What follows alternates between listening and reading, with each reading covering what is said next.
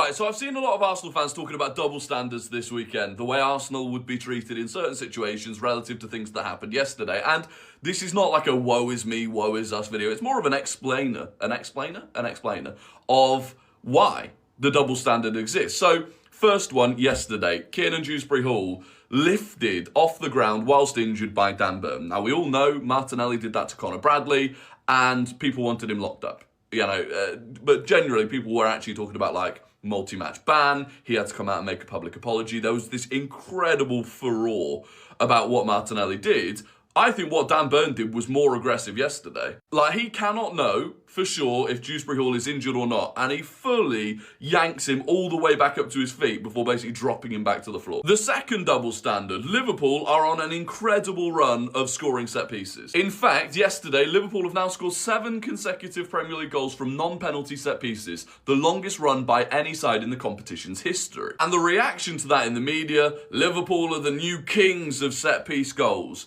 Remember when it was Arsenal and it was like, oh, if you took set-piece goals away from Arsenal, then what would the table look like? And there were think pieces left, right and centre about how set-pieces were ruining the sport. But now that Arsenal aren't scoring as many from set-pieces, suddenly it's a good thing again. And then you have the Matheus Nunes handball. Now, I think that would be a harsh handball to give. If it went against Arsenal, I'd be raging. However, if that was Jurrien Timber and Arsenal were 1-0 up with 5 minutes to go and a ball came in from outside the box, didn't touch anyone on the way through, the opposition player's about to chest it down, and it bounces off the top of Timber's arm like that, again, people would be absolutely demanding that I make content about it. Absolutely up in arms about how PJ Morel were trying to gift Arsenal the title. Now, you can pretend that those 3 examples I've just used, people would act the same about Arsenal. I mean, we know for a fact with the first 2, people acted differently when it was Arsenal.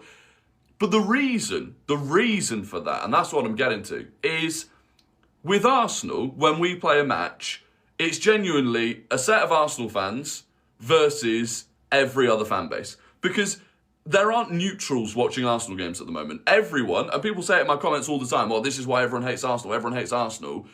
Everyone wants us to fail. So you've got no neutrals, you've got 19 teams that if a decision goes in Arsenal's favour or Arsenal do something people don't like, you've got 19 sets of fans coming out after that game feeling hard done by.